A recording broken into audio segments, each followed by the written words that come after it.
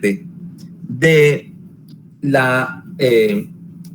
de tu cuerpo, lesiones a esta área, pues causan lo que se llama agnosia corporal, o sea, no poder reconocer tus propias partes corporales. Ahora, no solamente esto, sino que aquí también manejas un concepto que es el concepto de tamaño. Como hablábamos, como hablábamos de que incluso los sistemas de medida o tu concepto del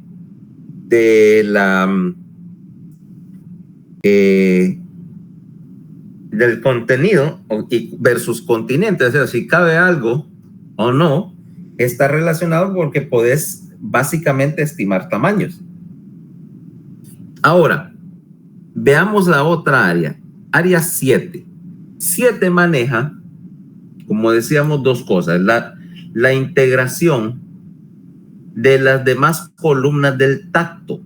Aquí sí ya podemos hablar de un sentido del tacto, porque 1, 2 y 3 y todo el sistema de la médula y todo, habíamos dicho, el tacto no es un sentido, es la suma de varias modalidades que pudiéramos decir que son sentidos en su propio derecho. Pero aquí sí ya puedes hablar de que estimular BA7 te daría una sensación generalmente desagradable, conste, pero táctil, topográficamente definida. Y acá también estamos manejando otra cosa importante. Detrás de 7, en todo este lóbulo occipital, que veremos dentro de un momentito, tenemos el sector para la visión.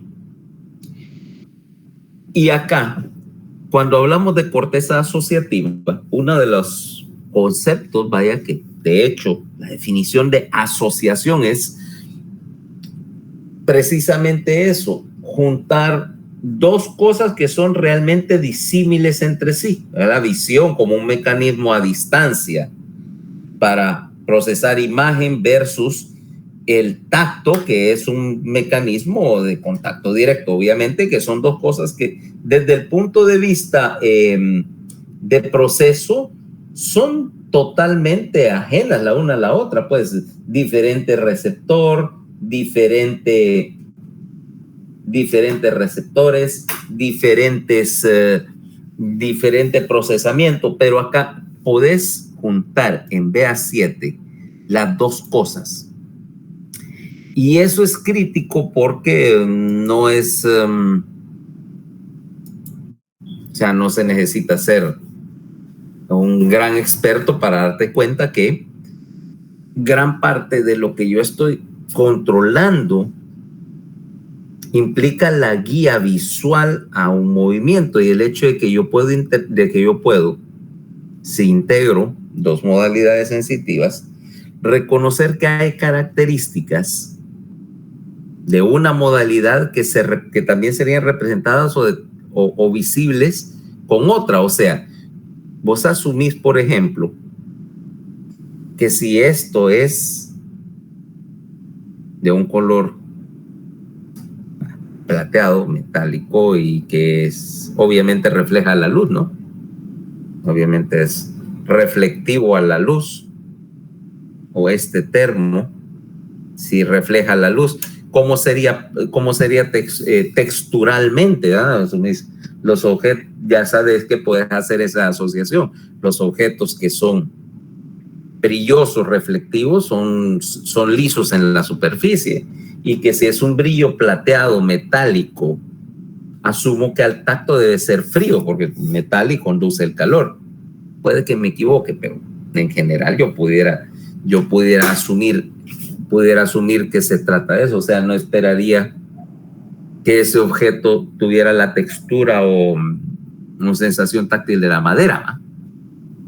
O sea que estoy viendo el hecho de que yo puedo confluir dos sistemas sensitivos en una corteza asociativa y reconocer que X apariencia, en este caso visual, se corresponde a X sensación táctil. Que es el principio de la integración, porque después tendré que buscar una manera de describir y hacer que una manera de percibir un objeto sea equivalente a otra, para que así pueda establecer un sistema, vaya, de reglas que me dicen cómo son los objetos y cómo deben percibirse, ¿no? Yo asumo que son iguales porque ya hice la asociación. Pero no solo eso, sino que en 7 también estoy relacionando el mundo en términos de espacio, de su orientación espacial. Como al tacto yo puedo determinar la forma de los objetos. Sumado esto a otra área que vamos a encontrar acá, que es 40. 40 es un área histológicamente mixta, pero aquí abajo. Y 40, voy a quitar 7 acá, se encarga de completar la determinación de textura, forma y características de superficie.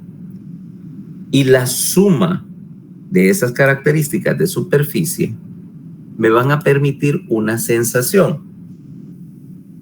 algo llamado estereognosia. ¿Okay? Si ustedes oyen estereognosia, la primera cosa que les viene a la cabeza, ¿qué es?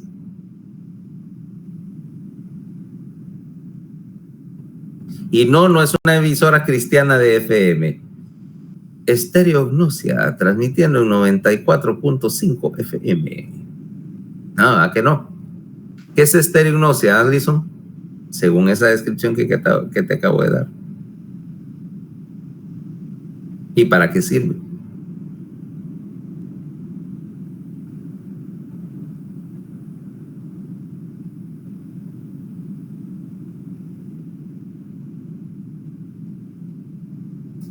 Idea. Manuela, ¿qué es estereognosia?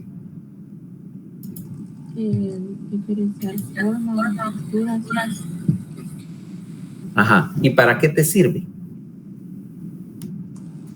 Pues no sé, como para ver si la forma, de una forma de otra, larga, corta, rugosa, lisa, en cuanto a textura.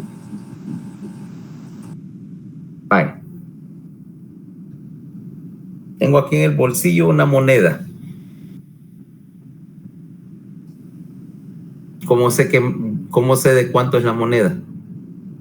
¿Cómo diferencias entre una moneda de 10 y una de 50 centavos? Por el tamaño. Son casi iguales. Por el color. Y es que podés ver color con las manos, ¿no?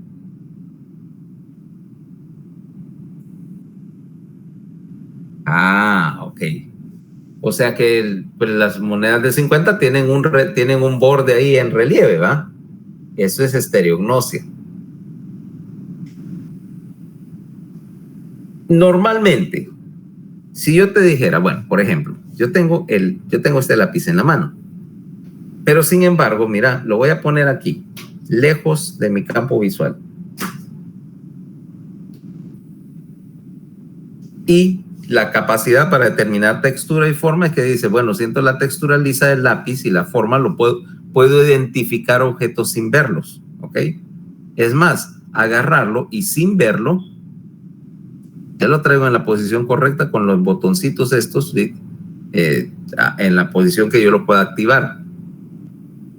Porque eso implica que no necesito ver un objeto para reconocerlo. Es la capacidad de identificar objetos.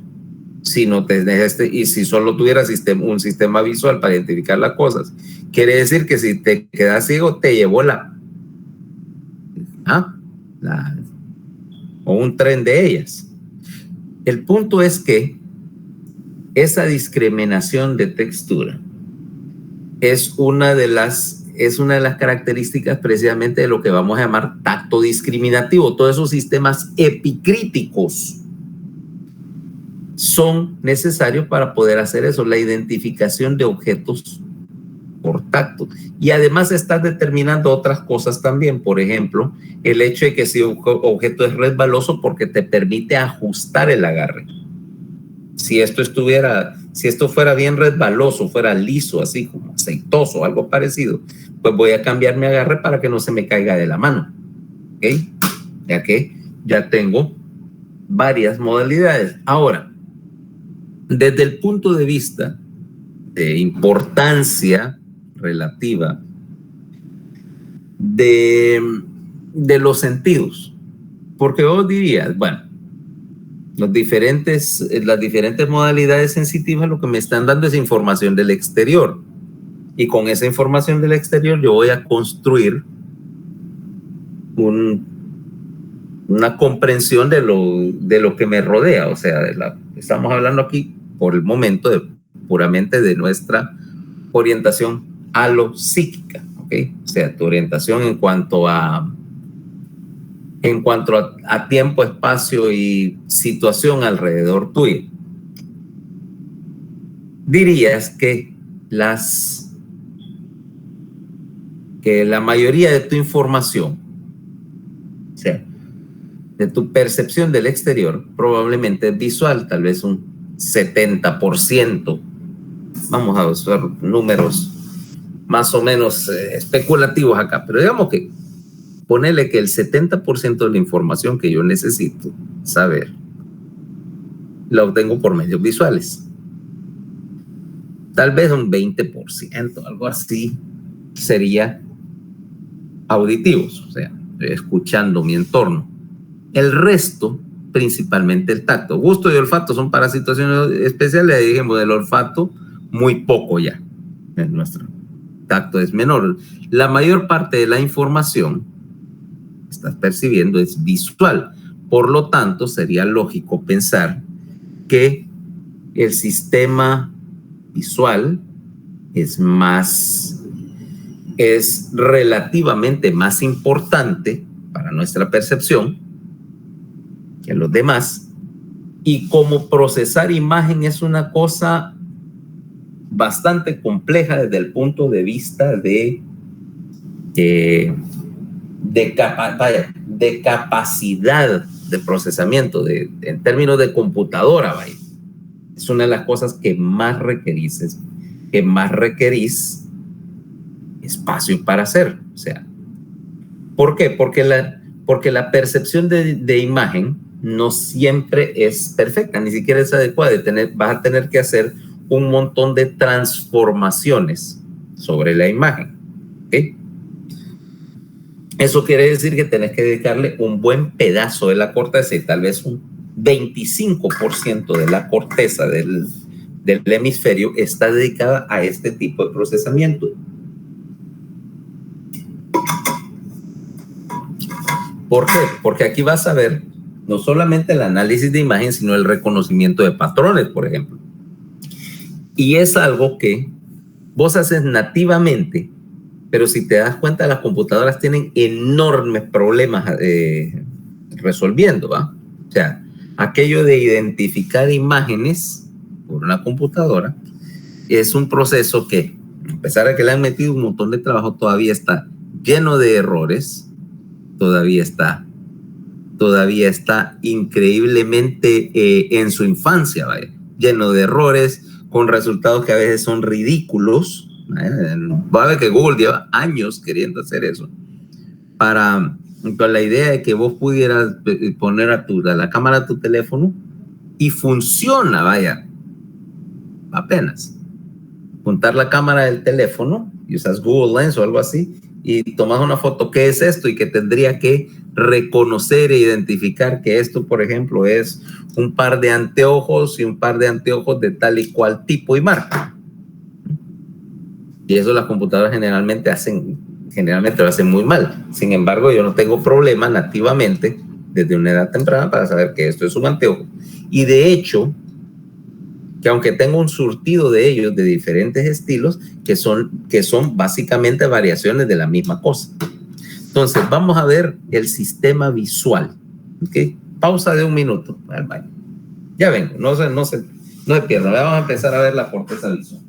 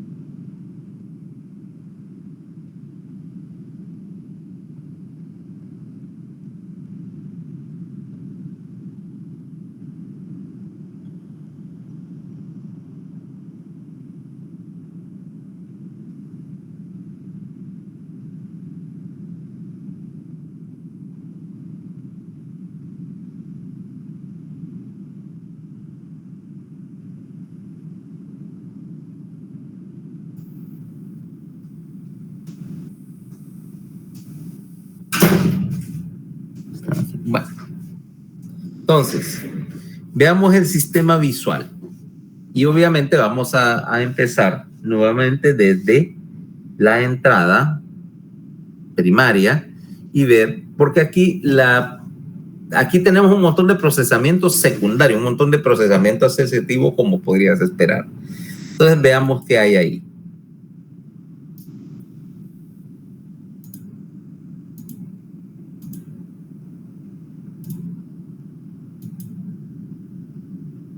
Limpiemos acá.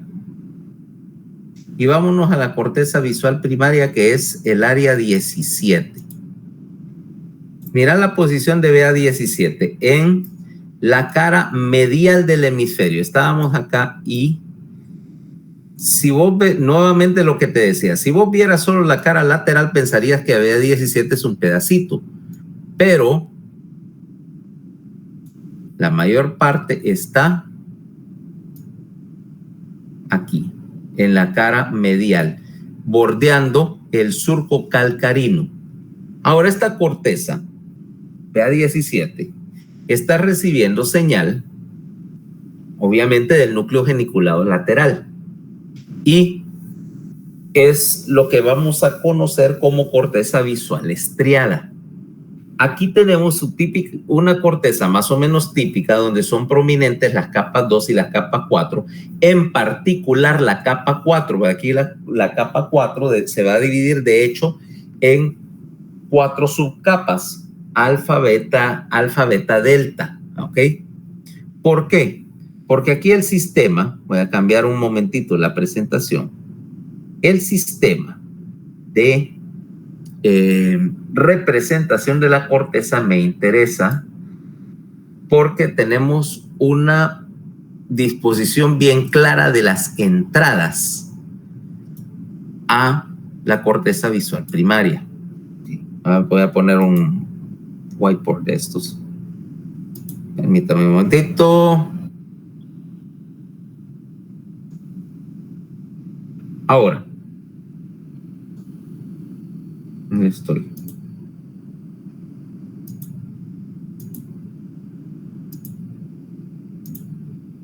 Ahora mira lo que sucede.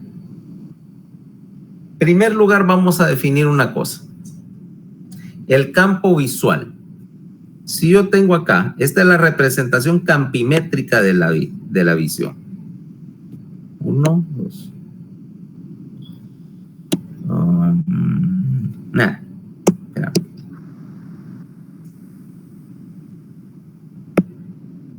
La representación del campo visual. Del ojo izquierdo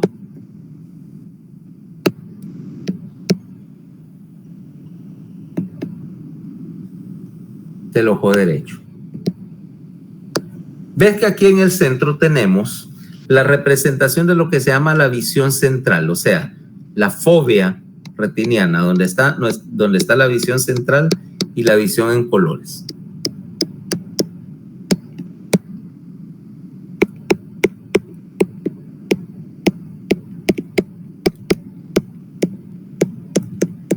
Y luego la periferia de la retina. ¿Ok? Tomemos eso en cuenta. Este es ojo izquierdo, este es ojo derecho. ¿Ok? Pero, antes de meterme con eso, veamos cómo entra la señal. Si yo veo la corteza visual, como te decía, aquí tengo histológicamente esto. Capa 2 grande, capa 3 pequeña, capa 4 muy grande, dividida en 4 alfa, 4 beta, 4 delta, etcétera, porque ahí hay estratos en la capa. Capa 5, pequeña, capa 6 relativamente grande, ¿ok?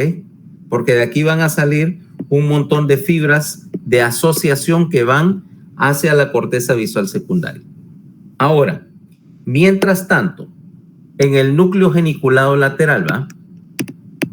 ¿Cuántas capas hay en ese núcleo geniculado?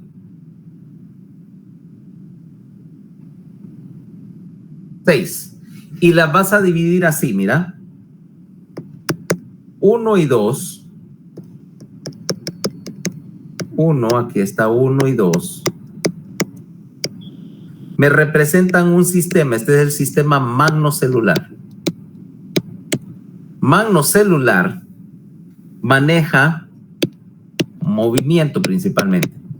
la detección de movimiento. Está alambrado para captar movimiento. Y este está proyectando a las partes más altas, a los estratos superiores de la capa 4. Acá, mira. Mientras que, voy a hacerlo un poco más grande, 3, 4, 5 y 6, o sea, las 4 capas de abajo, me van a representar lo que llama el sistema parvocelular. Parvocelular me alimenta unas regiones acá dentro de las columnas específicas de la capa 4, y parvo va a manejar color y detalle. O sea, su señal maneja la señal de color y la visión más detallada. ¿Por qué? Porque el sistema magnocelular, aparte de que detecta primariamente movimiento, procesa objetos grandes. Vaya. A mí me interesa, porque fíjate que esto representa una idea bastante clara de cómo evoluciona el sistema visual. Si tomas el caso de la visión, vamos a ver. Tenés un organismo que empieza a cazar visualmente. Ponele, llámalo Velociraptor, llámalo T-Rex, aunque no está muy claro si los T-Rexes tenían buena o mala visión, pero esencialmente se creía que eran cazadores basados en movimiento. O sea, o por lo menos así va el cuento, aunque obviamente es bien difícil de demostrar. Pero la idea es que estás viendo y solo necesitas ver si estás utilizando la visión como sistema defensivo. Yo solo tengo que saber si este objeto se está moviendo hacia mí o alejándose, y un bulto así, no me interesan los detalles, solo quiero saber qué tamaño es, si es más grande que mí o más pequeño que mí. Dicho de esa manera, y por supuesto tener todo el campo visual representado en esos sistemas detectores de movimiento. Vos vas manejando y de repente ves algún baboso que vas así a la par, y este tonto se está cambiando de carril, se está metiendo a tu carril, ¿va? Está metiendo a tu carril, y entonces yo solo necesito ver el bulto, no me interesa saber qué marca es el carro que maneja el que está a mi lado, ni el color del carro. Me interesa sencillamente ver que si me va a golpear el espejo, ¿va? Etcétera. Ese es un sistema magno. Ahora el sistema parvocelular es lo que vos asocias, no tanto con movimiento, sino que está recibiendo señal de las 3 familias de receptores de color para analizar color, y está alambrado de tal manera que me permite a mí percibir detalles finos. O sea, ahí sí ya puedo inspeccionar un objeto y decir, ok, sí es, qué sé yo, es un Toyota azul con tal y tales características, ¿verdad? Okay. 2 sistemas separados, y que el sistema entonces magnocelular está alimentado por toda la retina, pero el sistema parvocelular para detalle está concentrado en la fobia, en la visión central, ¿ok? En la visión central. Si de hecho, si te das cuenta, por ejemplo, puedes hacer esta prueba, y yo tengo un objeto de color brillante, y lo tengo aquí en la visión central y puedo percibir el color, pero si no muevo la mirada, por supuesto, y este objeto se va hacia la periferia del campo, hay un punto en el cual yo no lo veo en color. O sea, los colores se ponen pálidos hasta un momento que en la visión periférica yo solo tengo bastones y no veo color, solo veo obviamente escala de grises. Si necesito ver qué color es algo, tengo que enfocarlo hacia la visión central. Ok, entonces estos 2 sistemas que están alimentando a las diferentes columnas en la corteza visual implican también que la retina tiene una organización, y la corteza visual va a tener una organización también. ¿Y cómo llamarías a esta organización basada en la retina?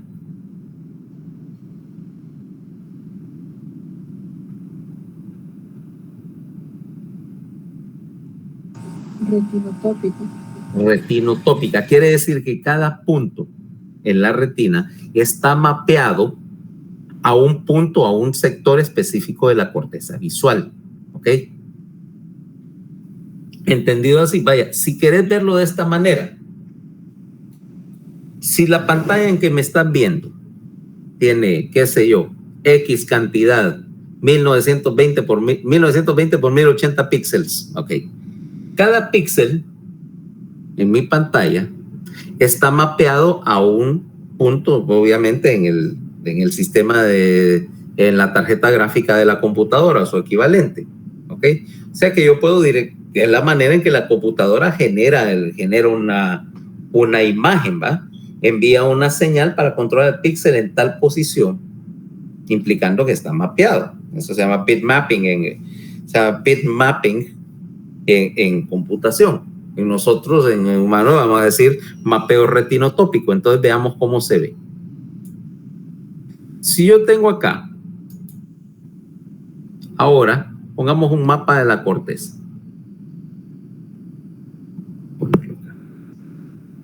Esta es la cara medial del hemisferio.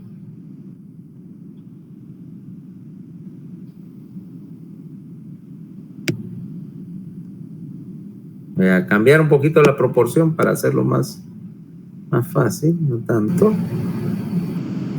Cambiar un poquito las proporciones del dibujo. Ahí. Exagerar un poquito. Este es por supuesto el lóbulo temporal, surco del hipocampo que ya conocen, giro recto, etcétera. Central, a quitar aquí. Ahora, el surco calcarino está aquí, mira, característica forma en Y. Y la corteza visual va a estar aquí,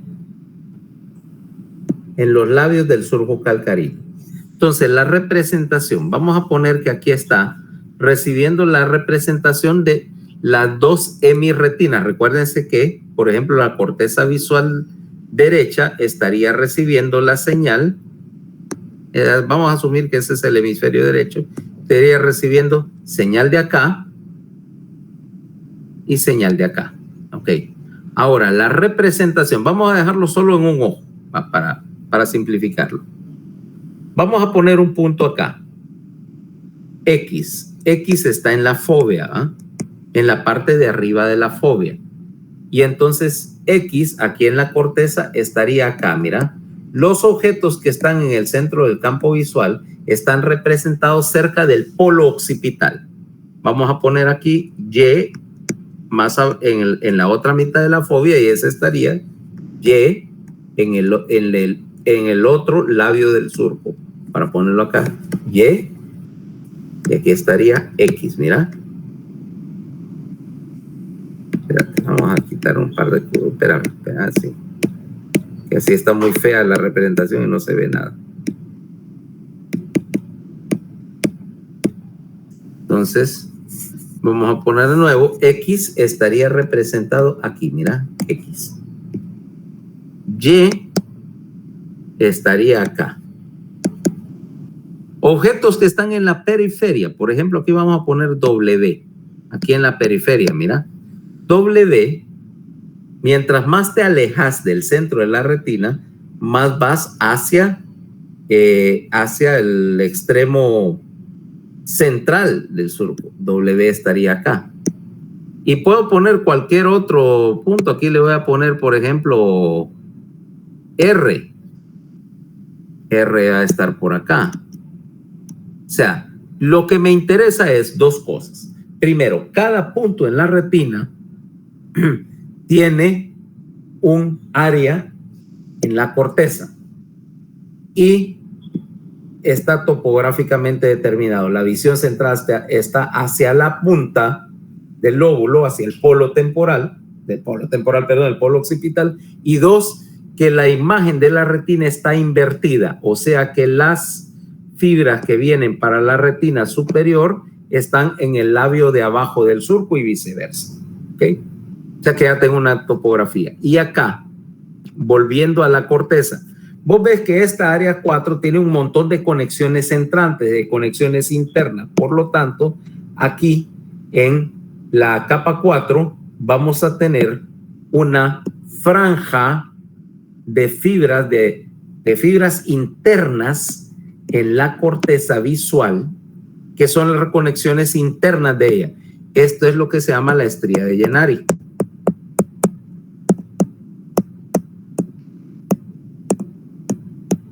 Que de hecho es visible a simple vista.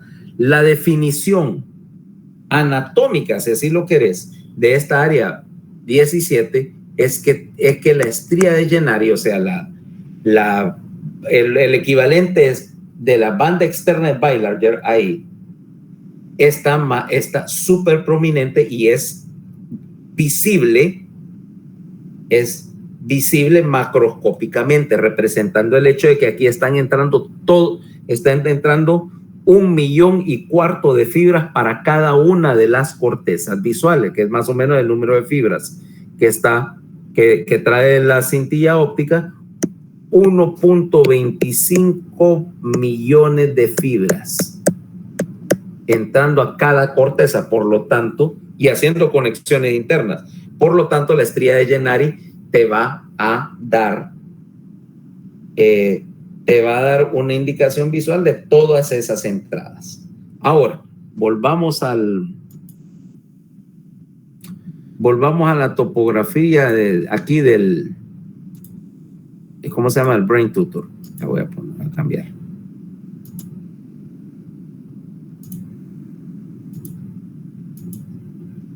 Ok, entonces vea 17 y aquí vamos a recibir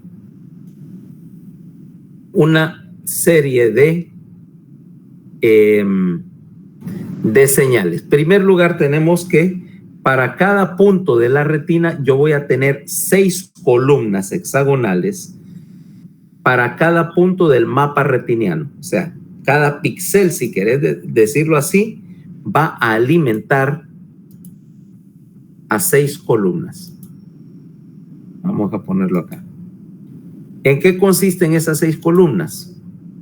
Vamos a tener una columna para el color, obviamente, que es parte de un sistema más grande para el color, que es lo que llaman el blob de color, que es un grupo rústicamente, verticalmente orientado de células, pero tenés una columna para procesar color.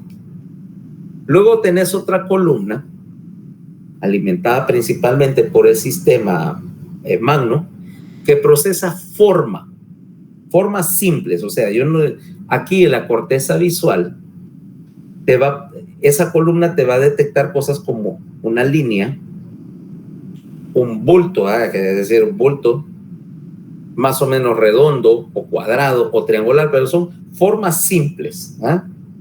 No está percibiendo, no está analizando todavía eso, sino sencillamente está detectando, por ejemplo, que esto es un objeto rústicamente cuadrado y que, no sé, que el termo es un objeto más o menos largo, pero no está percibiendo todavía ¿cómo se llama? Las complejidades de la forma. Columna número 3. Detección de líneas y bordes. ¿A qué me refiero con líneas y bordes? A que tenés ahora una columna que te está alimentando y me está buscando la diferenciación entre dos objetos. Por ejemplo, tomemos un objeto cualquiera, una línea, ¿okay? Que hay una línea evidentemente horizontal que me representa un borde, y aquí ves la diferencia, tanto en color como en forma, entre la línea plateada, que es el lápiz, y un área de color piel que está detrás, obviamente, la frente mía, ¿va? Líneas y bordes. Columna número 4, brillo y luminosidad. Y esta es importante para determinar la percepción de profundidad y la tridimensionalidad de los objetos. Vaya, por ejemplo, viene y tenemos una foto, vaya. Toma una foto, por ejemplo, Alison. ¿Cómo te pareces a tu tarjeta de identidad? Sí, sí. Sí, con duda, ¿va? Es lo que me decís. Sí, como que no mucho, ¿va? ¿Correcto? No, sí, me parezco. ¿Por qué no te ves igual en las fotos de las licencias o de las tarjetas de identidad con como sos en realidad?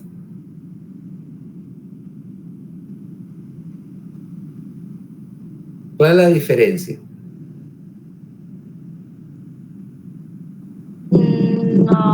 No sé, doctor, tal vez la resolución de la cámara o por eso. ¿Te puedo? No, porque fíjate que antes se hacían con cámaras análogas, cámaras de película, en la tarjeta de identidad del modelo viejo. Ahora será digital por conveniencia, pero te funciona con una cámara análoga o te funciona igual. O por el brillo, el que se brilla. Fíjate en tu foto de la identidad, agárrala, mírala. ¿Cómo se ve? ¿Qué es lo que se mira extraño de esa foto? Tengo que buscarla, tengo como una semana de no verla. Cualquier carnet, porque todos son iguales, esencialmente, para el análisis que tenemos. Tu licencia de conducir, si es que tenés. No tengo, doctor, pero se mira opaca, algo así, más o menos. Se mira opaca.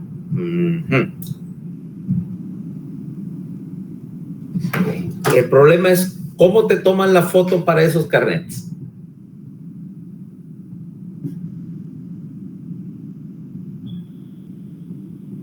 Cuando vas a sacar tu identidad o tu licencia, ¿cómo te toman la foto?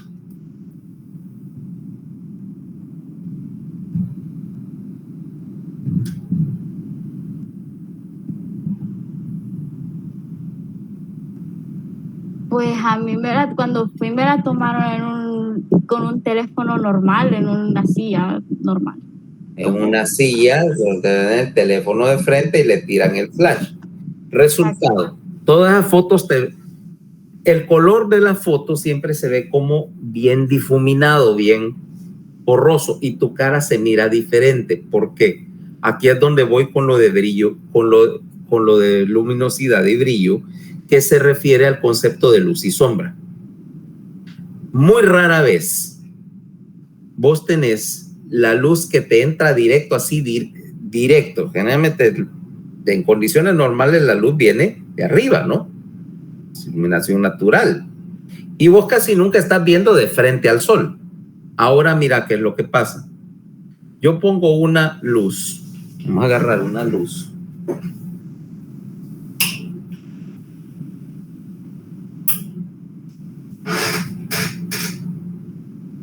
¿Qué puedo deducir de lo que estoy haciendo?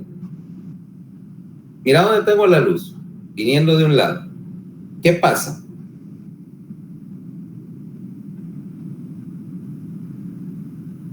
Que su cara se mira más brillante de un lado que del otro, se mira más oscuro. O sea que hay una mitad de la cara, esta mitad de la cara está en sombra.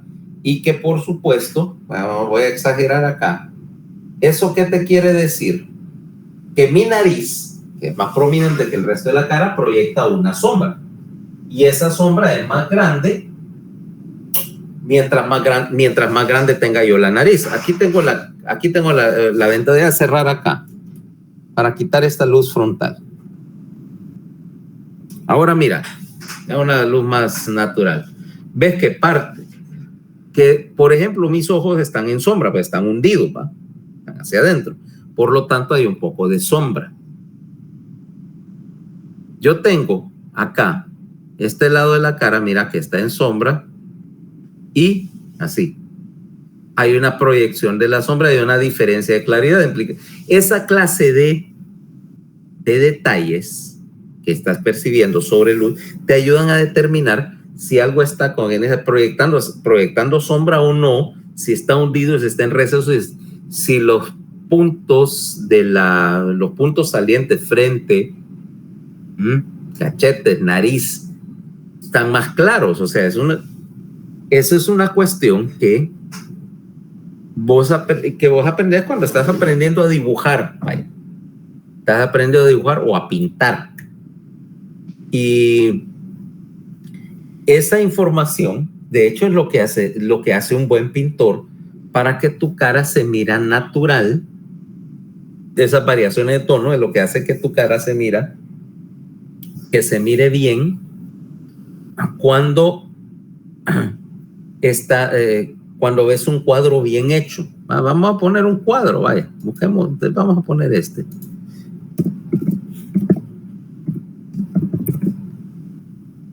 Uno que me gusta en particular.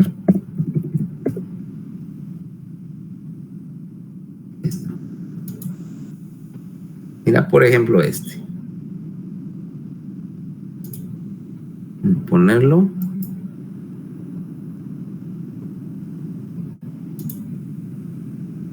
Está el nombre.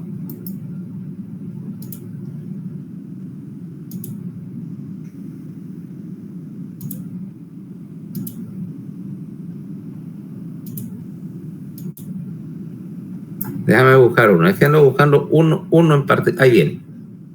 Mira, por ejemplo, lo que te voy a poner en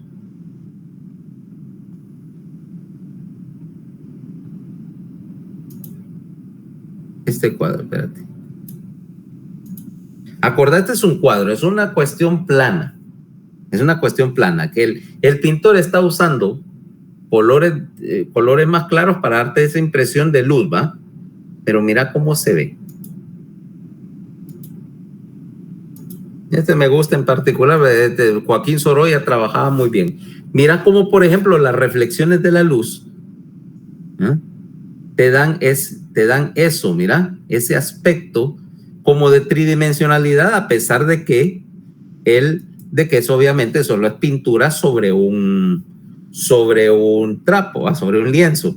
Y que esto, si te das cuenta, ya cuando lo ves en detalle, ves las pinceladas como son bien rústicas, ¿verdad? De hecho, con un pincel grueso, con una espátula, pero sin embargo te engaña para que puedas, y te digo precisamente Joaquín Sorolla, porque él trabajaba muy bien eso.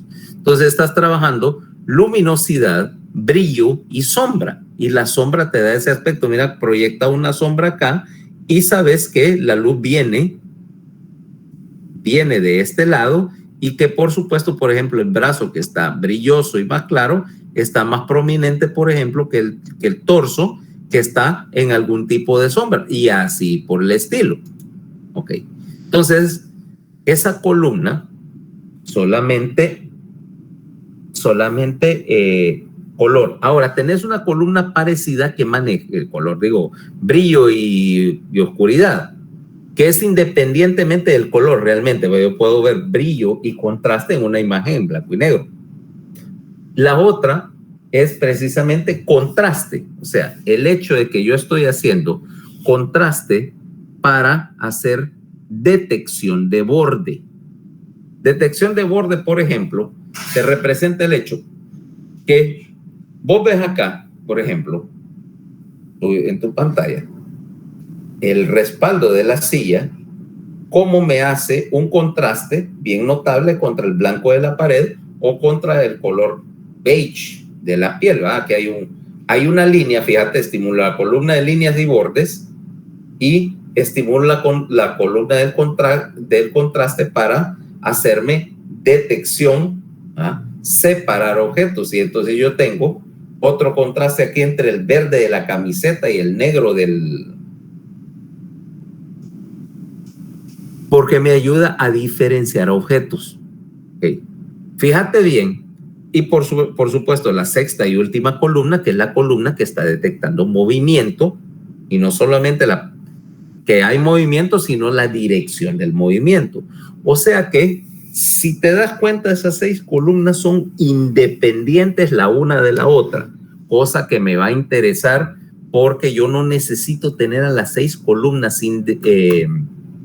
activadas al mismo tiempo, porque no siempre tengo toda la información, no siempre va a estar toda la información presente. Yo puedo estimular selectivamente una columna u otra. Ahora, si entonces yo estimulo la corteza visual, ¿ok? Agarro mi electrodo, agarro un estimulador y empiezo a pincharte la corteza visual, ¿qué veo?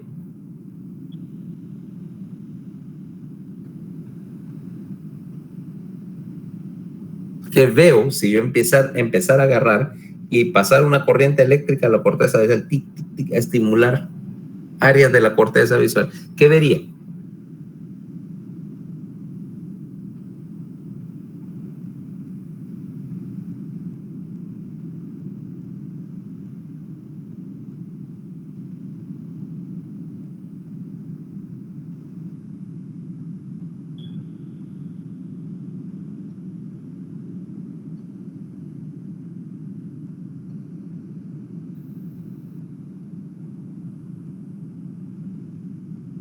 Nadie tiene idea. Cuando yo estimulaba la corteza somatosensitiva primaria acá, ¿qué obtenía? Una sensación rara en el área que estaba estimulando, ¿no? Ajá. ¿Y qué pasaría si yo estimulo la corteza visual primaria?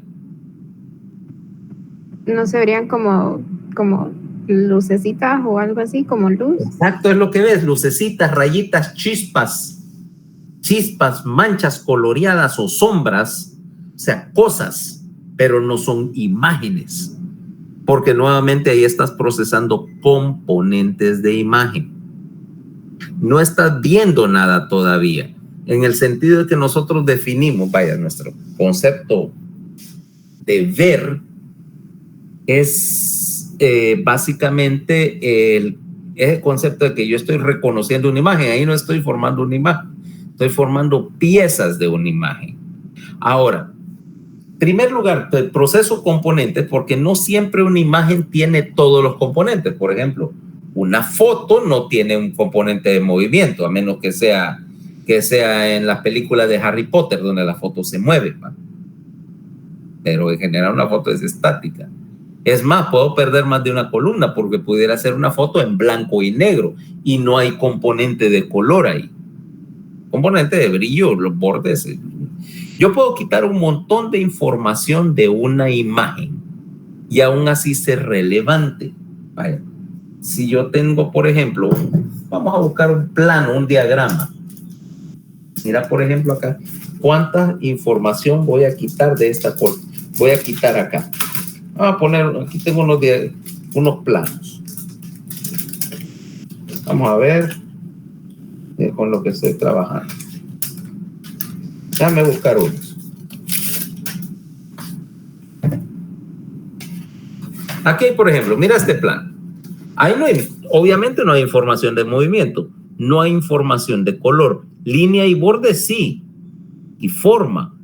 Pero si te das cuenta, mucho del detalle es intuido, porque realmente no hay brillo, hay contraste, pero la información de brillo y tridimensionalidad básicamente no va a existir ahí, ¿va? Una línea. Sin embargo, el dibujo tiene sentido y lo podemos identificar, a pesar de que ahí, en una caricatura, en un plano, yo ya perdí, qué sé yo, la mayor parte de la información que iría a las columnas no está entrando, porque no existe. O es más, agarrar una caricatura. Por ejemplo, mira las... caricaturas o cómics. Por ejemplo, toma un cómic como, qué sé yo, Snoopy. Si vos ves una de las tiras cómicas de Snoopy,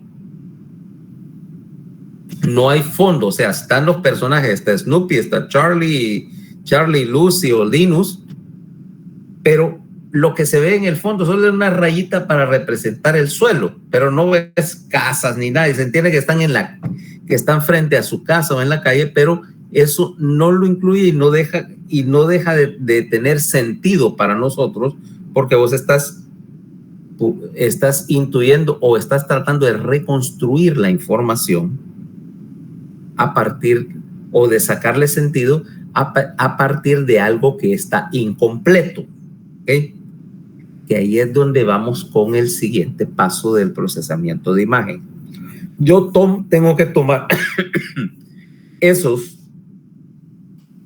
componentes y mandarlos, y aquí es donde tengo una gran capa 6, porque tengo que mandar todo ese trabajo que hicieron las columnas de procesamiento, mandarlos a la corteza asociativa visual. Y el primer paso es mandar la información de la corteza asociativa, de la corteza visual primaria, perdón, hacia la corteza asociativa visual que está rodeando a 17, ese es 18. Ahora mira la posición de 18 alrededor de 17. Voy a poner 17 de vuelta para... Mira. 18 rodea 17. Antes de hablar de ¿cómo se llama? De 18.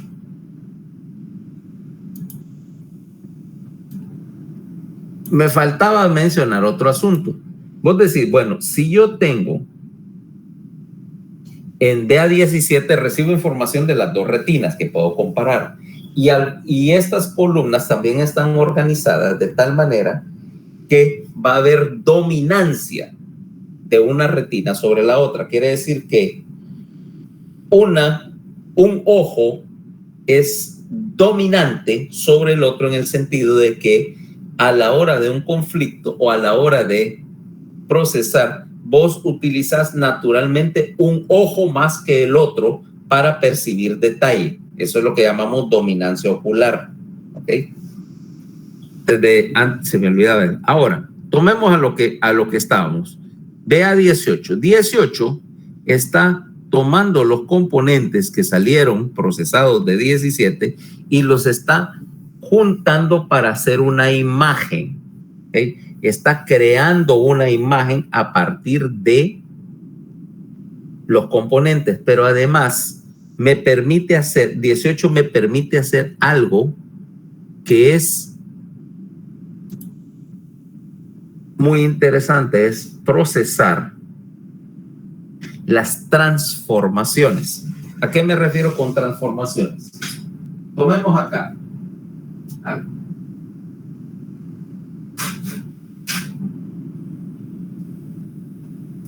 Ok.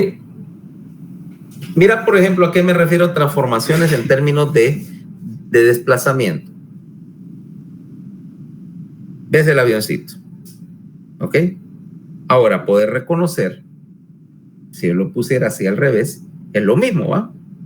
No importa que lo hayas transformado, es el mismo objeto.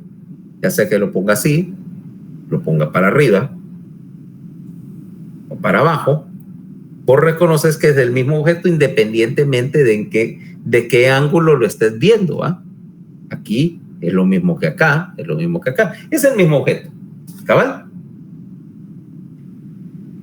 Esas transformaciones en rotación le son increíblemente problemáticas a las computadoras para reconocer. ¿Por qué? Porque una computadora se memorizará, se va a garrotear una imagen y si le presentaste esto así, en esta forma, se lo aprenderá así. ¿Ok? Si ya le cambiaste la posición, ya es, para la computadora no tiene manera, para una computadora no tendría manera de saber si ese es otro objeto, a menos que te vayas a un montón de transformaciones complicadas. Entonces veamos a qué me refiero con transformaciones. Vamos a poner acá. ¿Dónde estoy?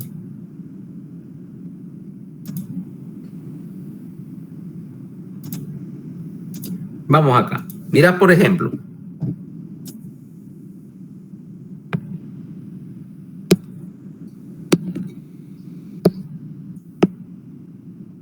Esto es la misma cosa, ¿va? La misma letra E, solo que la puse de diferente manera. La puedo poner así también. Así como las cartas para la visión para los niños chiquitos. ¿Ah? Son el mismo objeto, no importa que yo le haya dado rotación de 90 grados cada vez. ¿Cabal? Tu corteza visual lo reconoce como sea. ¿Okay? La otra cosa es que me permite manejar este tipo de transformaciones, por ejemplo, de proporción. Por ejemplo, esto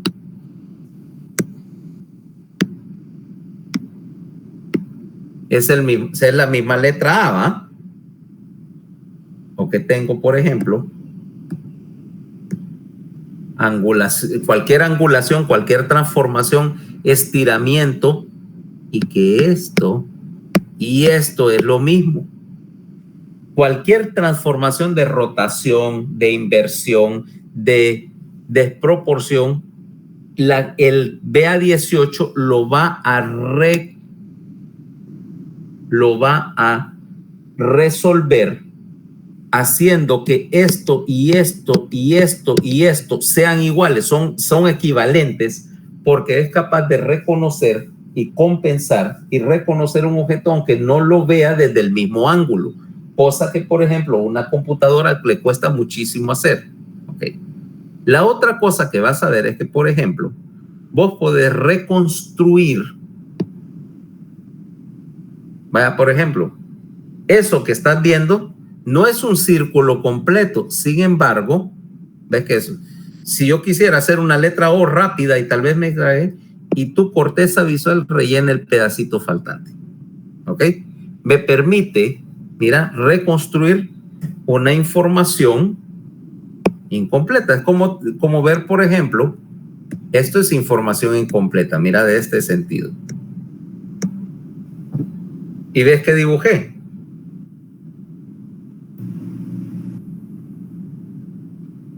Un vaquero. Un vaquero o un mexicano, vaya. Lo vamos a hacer mexicano. Aquí tiene ¿cómo es? Como siempre andan aquí las balas en el... un bandido. Y sin embargo ahí falta el 95% de la información, pero vos por supuesto asumís que aquí está la cara del tipo. Aquí está la cara del tipo, etcétera. Y ese es el principio por el cual en el cual se basan todas las tiras cómicas y todas las caricaturas de la televisión. Todas las caricaturas de la televisión, que vos estás reconstruyendo información cuando la información falta, porque no necesitabas todas las columnas, y BA18 es capaz de llenar los espacios en blanco. ¿Ok? Rellenar la información, en particular si tenés experiencia previa. Si ya has visto un objeto y a mí me dibujan, por ejemplo, y yo tengo, qué sé yo, un pastel de cumpleaños, ¿va? A decirte una cosa, aquí tengo las velitas.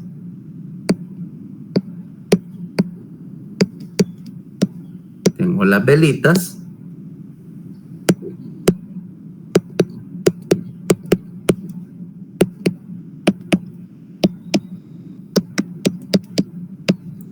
Tengo un pastel de cumpleaños, ¿va?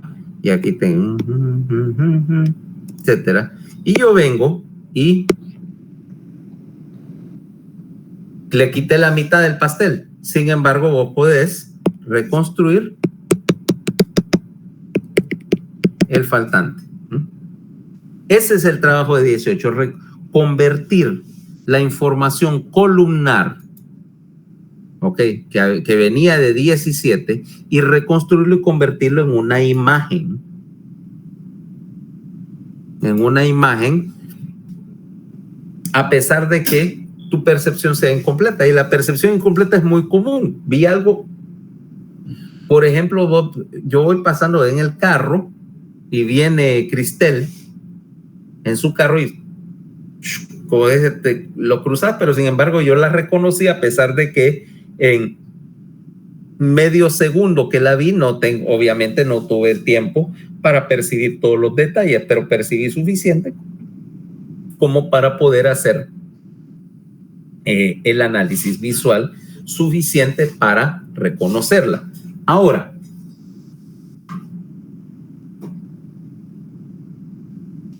Si yo estimulara 18 no me va a dar, me va a armar los componentes, pero todavía no va a permitir reconocer imágenes y patrones. Por lo tanto, le tengo que pasar esa señal a el siguiente componente de la corteza visual, que es BA19. Mira ahora a 19, corteza visual secundaria siempre. Estamos manejando procesamiento visual. 19. Procesamiento visual superior. Ahora, mira, 19 es un gran pedazo de corteza. Y acá vas a terminar de reconstruir las imágenes, vas a terminar de rellenar los espacios en blanco, vas a identificar a una imagen, cosa importante, estás haciendo ahí ya identificación de imagen. No sabes cómo se llama el objeto, pero ya puedes buscar patrones. Patrones, una imagen que se repite, por ejemplo, o una imagen que está sufriendo algún tipo de transformación, porque 19 es el punto donde el procesamiento visual se va a dividir. Okay. Básicamente porque tu visión se encarga de manejar puede contestar dos preguntas. Cuando yo te pongo un objeto, cualquier objeto, sea el termo, sea lápiz o sea lo que sea, cuando yo te pongo un objeto enfrente, a vos te interesa la respuesta a dos preguntas con respecto a ese objeto. La primera es, ¿qué es ese objeto? O sea, ¿cómo se llama ese objeto? La segunda, ¿dónde está? O sea, ¿dónde está? No me refiero en el sentido de que está aquí en el escritorio, no. En el sentido de dónde está en relación con vos, perdón. O sea, la orientación espacial y la relación espacial entre dos objetos. ¿Ok? De hecho, esa relación espacial tiene palabras para denominarla, ¿no? O sea, palabras que denotan relaciones espaciales. Se llaman, ¿cómo que llaman esas palabras?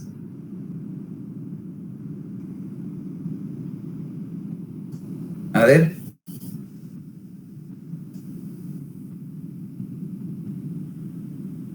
A ver, qué sé yo. Daniel, ¿cómo se llaman las palabras que denotan relación espacial entre dos objetos?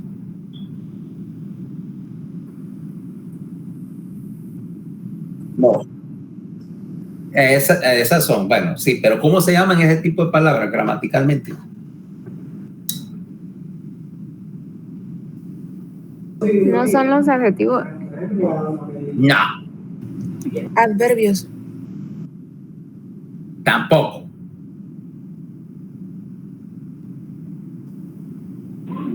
Son las preposiciones, doctor. Proposiciones, modificadores del lugar. ¿Ok?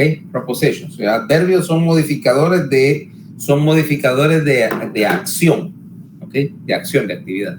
Las proposiciones, o sea, adelante, atrás, arriba, abajo, cerca, lejos. ¿Cómo iba la canción de Plaza Sésamo?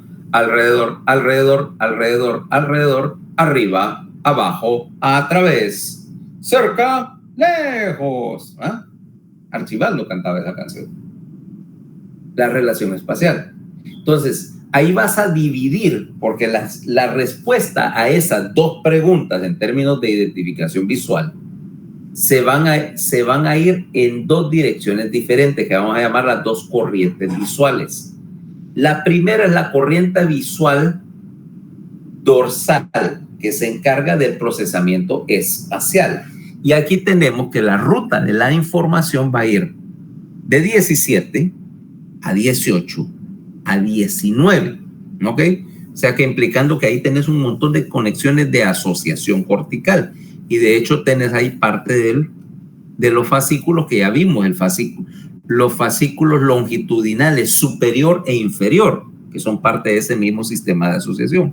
19 le va a pasar la información a 7. Fíjate bien, ahí tenemos la confluencia de dos sistemas.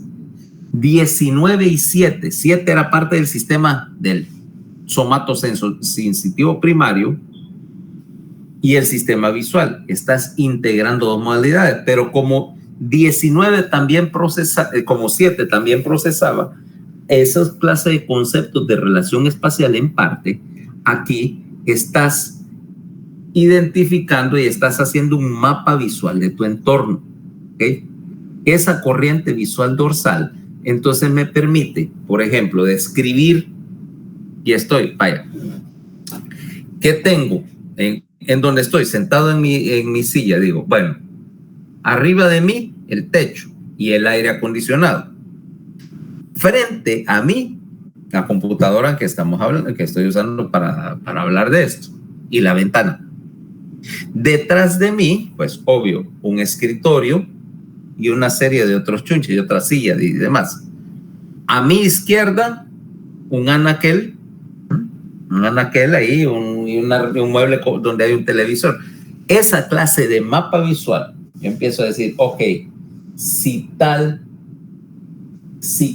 objeto está en tal posición con respecto a otro, que es la base de la orientación espacial, y también para permitir hacer la comparación de tamaños, visualmente más grande que o más pequeño que. Con ver, yo sé que el televisor es más grande que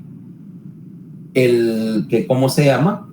Que el vasito con los lápices que está al lado, automático, ¿ah? Porque tiene un espacio más grande. Esa es la corriente visual dorsal. Ahora vámonos al otro asunto, el identificar objetos. ¿Por qué? Espera. Que se cae una cosa. El identificar objetos. ¿Por qué? La identificación de objetos es el punto central de tu manera de percibir y organizar tu experiencia. Voy a apagar el aire.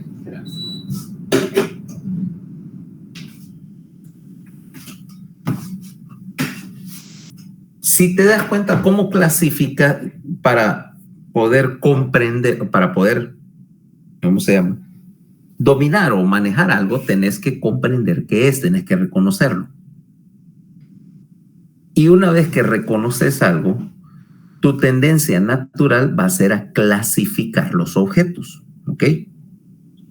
Por ejemplo, vos sabes que todos los cuchillos tienen características semejantes, o sea, los cuchillos son generalmente hechos tienen que ser hechos de algún material duro, puede ser metal, generalmente, ¿verdad?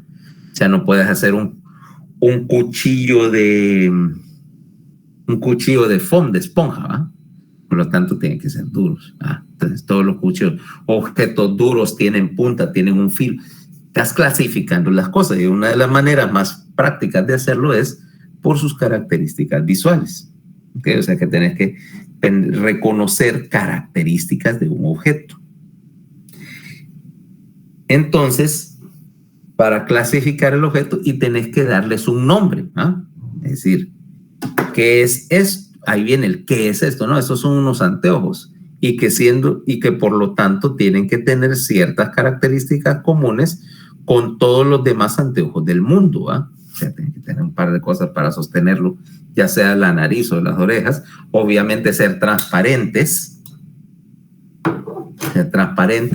Puede ser más o menos oscuro, pero tienen que ser transparentes. O sea, no tiene sentido un anteojo que fuera opaco, ¿va? Sería una idiotez, ¿ah?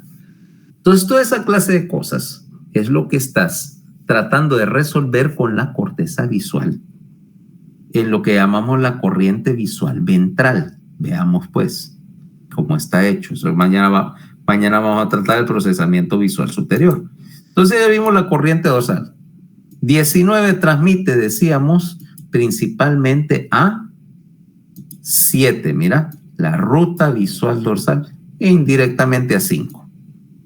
Pero por el otro lado, si ves acá, toda esta parte del lóbulo temporal, lo que llamamos el piso temporo-occipital, todo esto es una sola plancha de tejido. No hay surcos, no hay nada que detenga las conexiones. Entonces, 19, que está acá en café oscuro, le pasa la señal a esta área, 37. Mira, ubicado justo adelante. Aquí vas a reconocer objetos y de hecho vas a ver que tenemos un sector dentro de 37 que te voy a poner acá. El área fusiforme para las caras, mira.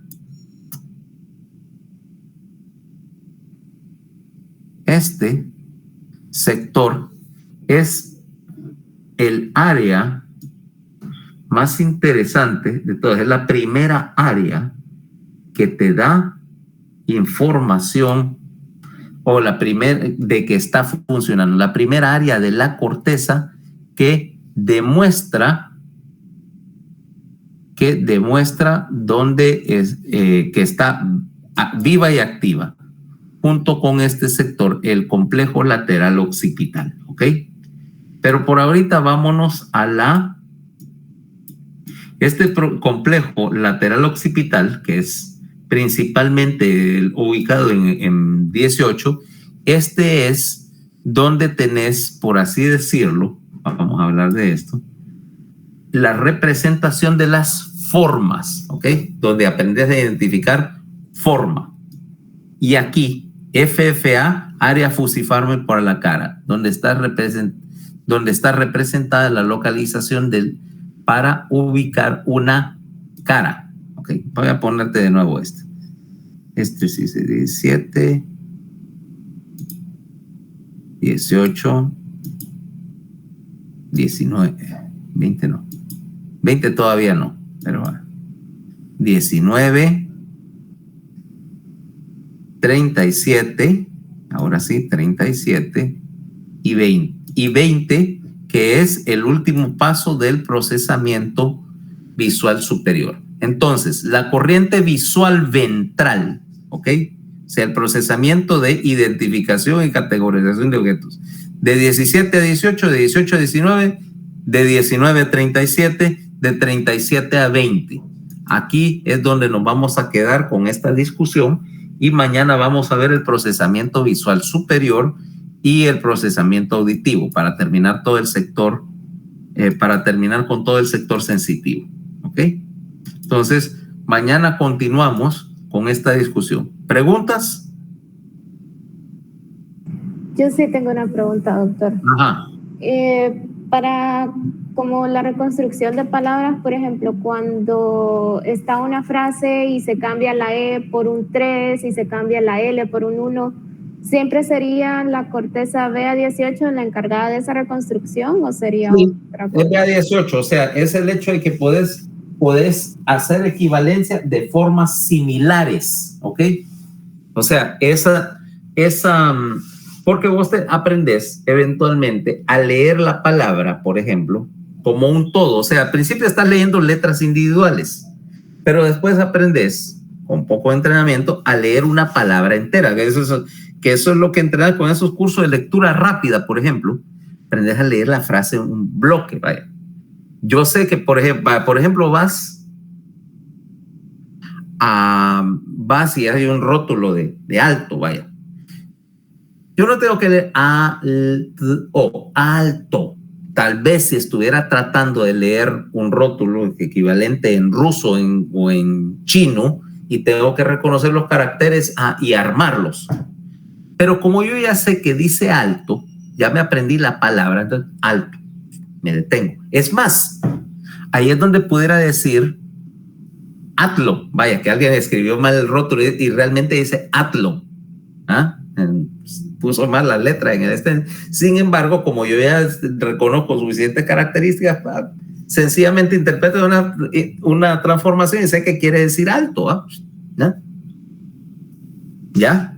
O que, por ejemplo, alguien escribió piedra y vos lees piedra aunque realmente dice pedría. Pero sin embargo, pedría. A resolver esa clase de palabras revueltas. ¿ah? Pero porque ya puedes manejar esa transformación, ya sabes cómo debería verse y puedes, de hecho, es una forma de corrección de errores que representa el hecho de que si no, imagínate, si todo tuviera que ser exactamente acorde a plan, ponele que tuvieras que reconocer una papa, fíjate. Y vos sabes que una papa es una papa, aunque tienen un montón de formas diferentes realmente, ¿va? No hay dos iguales. Sin embargo, no importa, tienes suficiente en común para que 18 la reconozca por lo que son. O sea que efectivamente sí, todos esos famosos acertijos, ¿no? De que solo el 1% de las personas pueden reconocer que le cambiaron las E por un 3 nombres. Si tu corteza visual puede hacer eso, fue diseñada, evolucionó para hacer eso. O sea que tranquilo. Ok, gracias, doctor. Vale. Ok, entonces mañana continuamos. ¿Ah? ¿Sí? No, muchas gracias, doctor. Okay, bueno, mañana continuamos. Bye.